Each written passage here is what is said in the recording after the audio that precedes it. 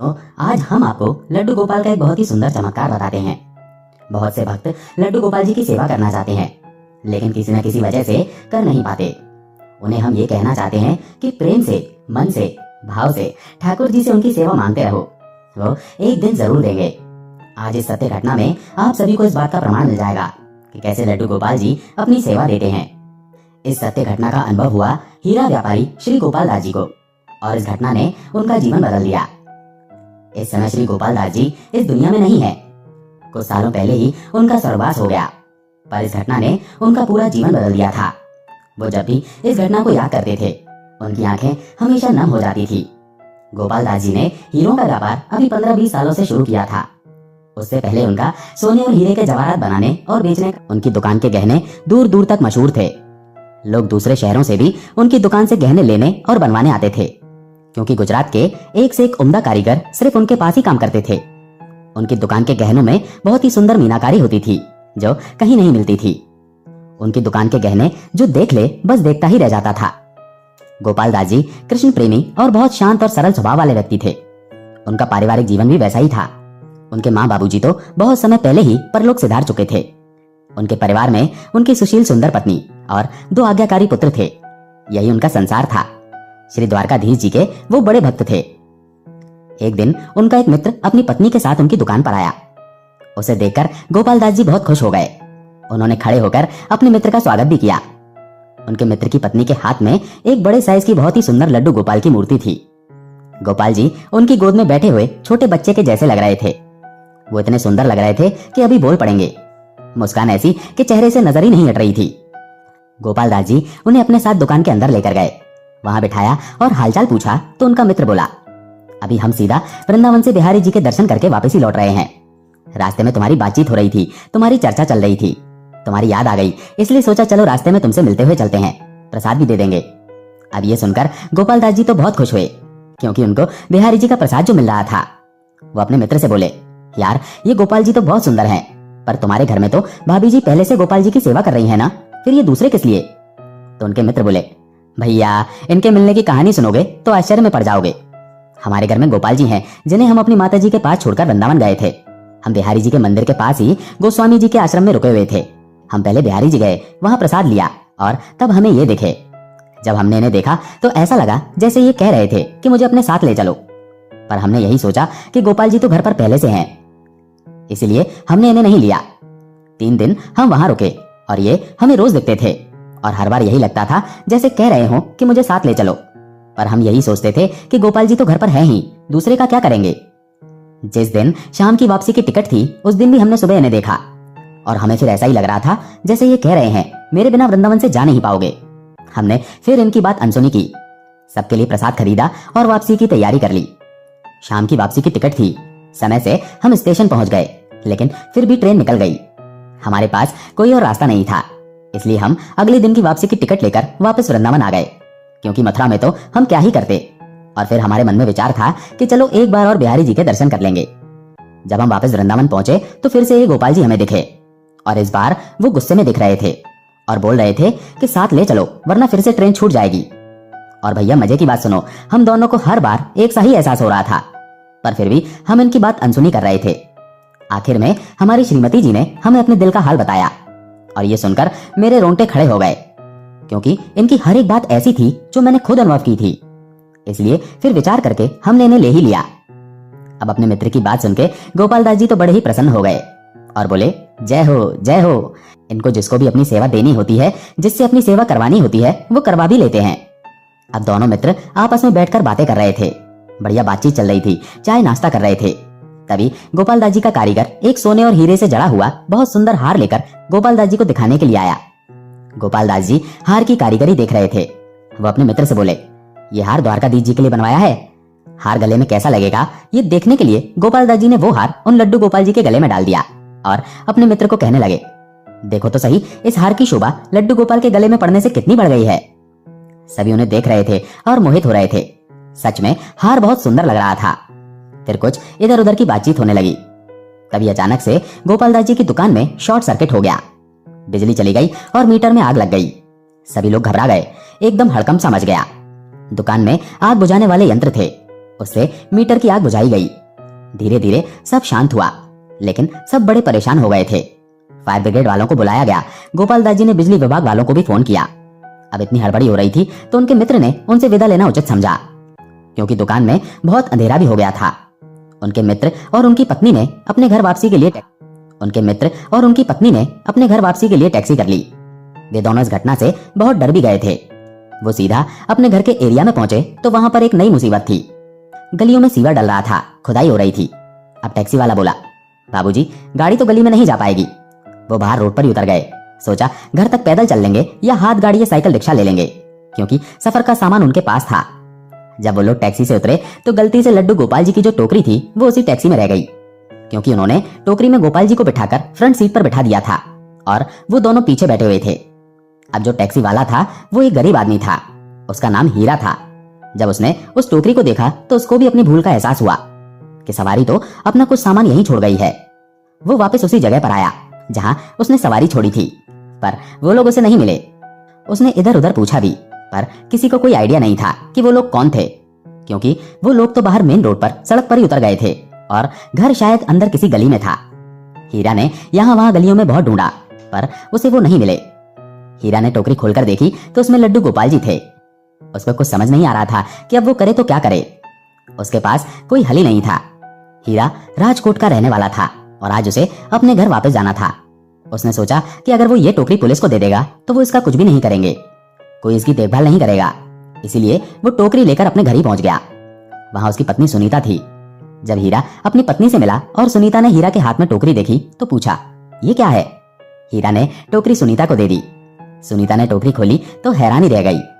गोपाल जी को देखकर उसने बड़े प्रेम और श्रद्धा से गोपाल जी को टोकरी में से बाहर निकाला और जोर से बोली, आप आ गए, आप आ गए, आपने मुझे कितना इंतजार करवाया। हीरा सुनीता की बात सुनकर हैरान हो गया और बोला, ये क्या कह रही हो, इंतजार करवाया? तो उसकी पत्नी बोली, हाँ, मैं रोज कान्हा जी से प्रार्थना करती थी कि वो मुझे अपनी सेवा का मौका दें। हमारी शादी को 8 साल हो गए हैं, बच्चा तो उन्होंने दिया नहीं, कम से कम अपनी सेवा ही दे दो। और यही प्रार्थना मैं इनसे रोज करती थी और आज देख लो, इन्होंने मेरी कामना पूरी कर दी। सुनीता बहुत ज्यादा खुश थी। आज उसके गोपाल जी उनके घर जो आ गए थे, वो गोपाल जी को बड़े प्रेम से घर के मंदिर में लेकर गई। वहां उनका सिंहासन पहले से रखा था। सुनीता बोली, देखो, मुझे लगता ही था कि मेरे गोपाल जी आएंगे। मैंने तो उनके आने की सारी तैयारियां भी कर रखी थी। छोटी सी लुटिया में वो उनके लिए जल लेकर आई। बड़े प्रेम से उनका स्वागत किया। सुनीता का प्रेम उसकी आंखों से दिख रहा था और प्रेम शायद आंखों से बह भी रहा था। हीरा ये सब देखकर बहुत हैरान था।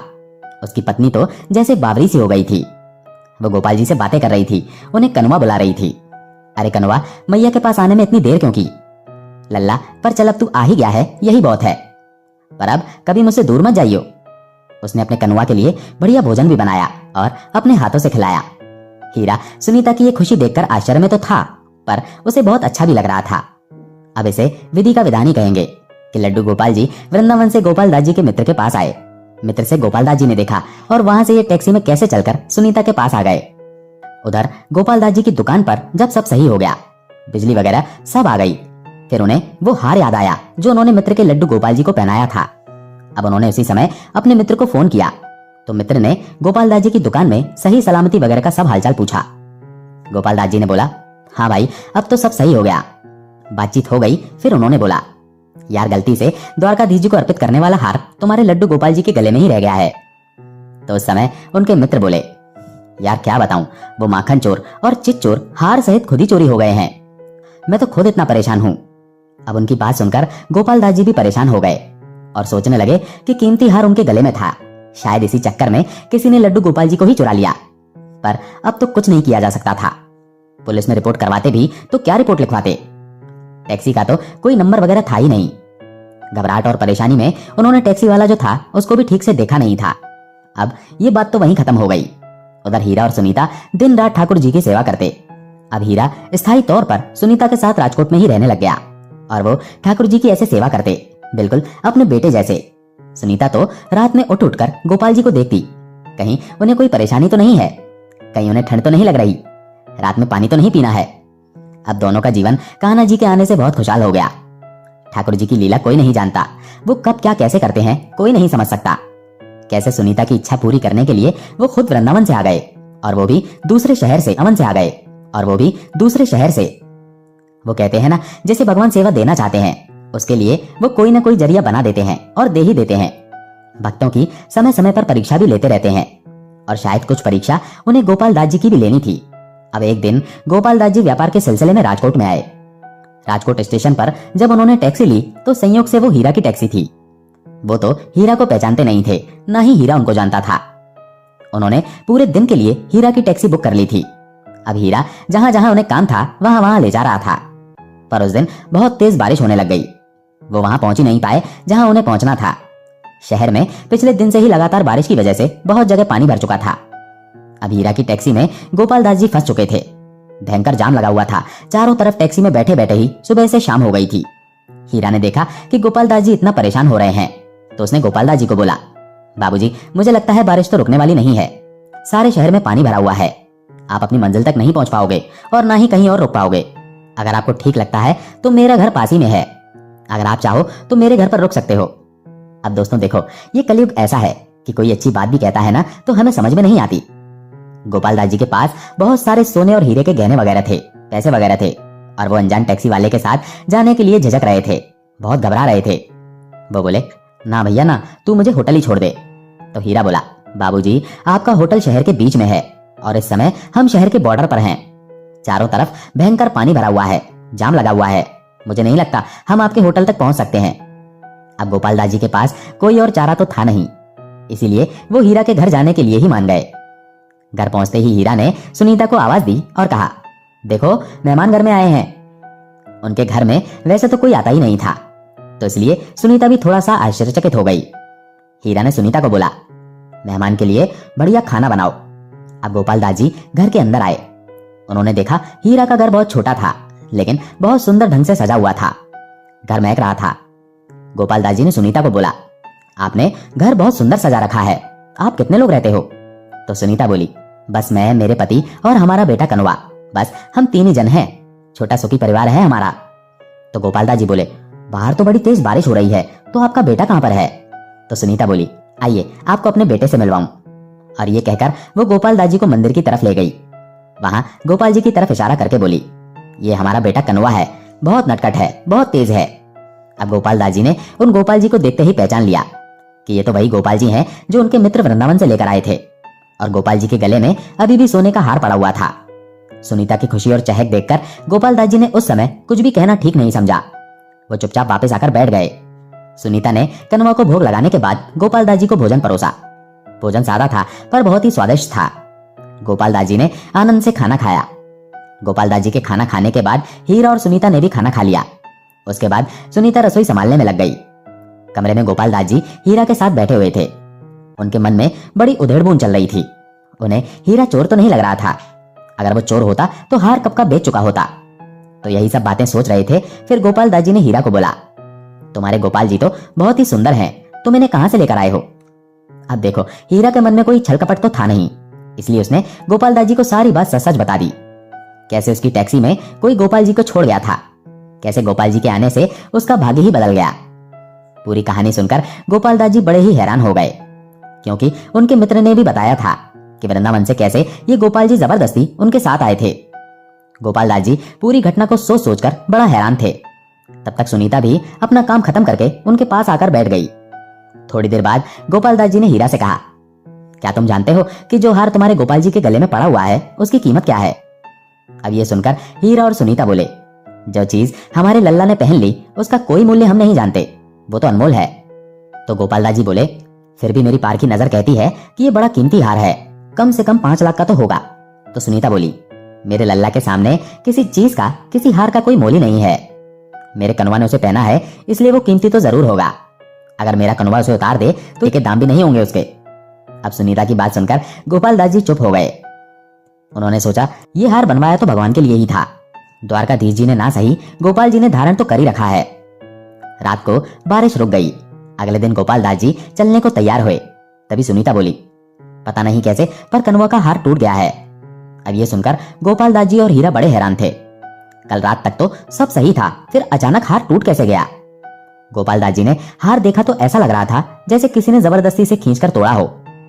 गोपाल दास जी ने सोचा कि अगर मैं कहूंगा कि मैं हार ठीक करवा देता हूँ तो इन्हें लगेगा कि भाई मेरी नीयत में कुछ खोट है, इसीलिए वो कुछ भी नहीं बोले, वो चुप रहे।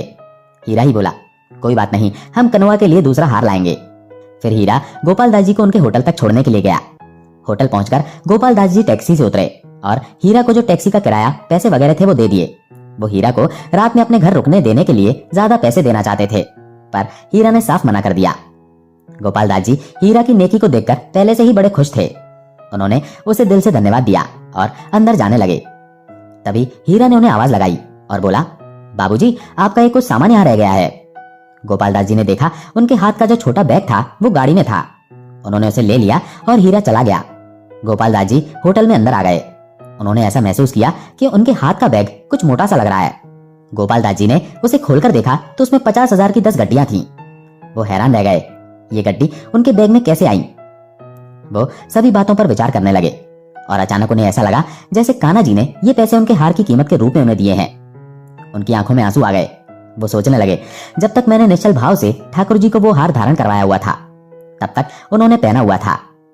जैसे ही मैंने उनको पैसों का सुनाया, उन्होंने मेरा अभिमान तोड़ने के लिए ये पैसे मुझे दे दिए और हार भी निकाल दिया। गोपाल दास जी ठाकुर जी से क्षमा मांगने लगे, लेकिन अब क्या हो सकता था। गोपाल दास जी ने कमरे में आते ही अपने मित्र को फोन किया और सारी बात उन्हें बताई। उनके मित्र भी ठाकुर जी की लीला समझ गए और फोन पर ही दोनों मित्र रोने लगे। दोस्तों, हमारे अंदर ऐसे ही भाव होने चाहिए, उसमें अहंकार ना होकर विनम्रता होनी चाहिए। और याद रखिए, ठाकुर जी जैसा चाहते हैं होता वैसा ही है, हम तो सिर्फ निमित्त मात्र हैं। कौन ठाकुर जी को वृंदावन से लाया, किसके घर वो आकर विराजित हुए, ये सब ठाकुर जी की लीला है। आप भी अभी विचार करो कि कैसे वृंदावन से वो कहां से घूमकर कैसे हीरा के साथ आए, किसके घर रहना है, किसके घर सेवा लेनी है, ये सब हमारे ठाकुर जी ही जानते हैं।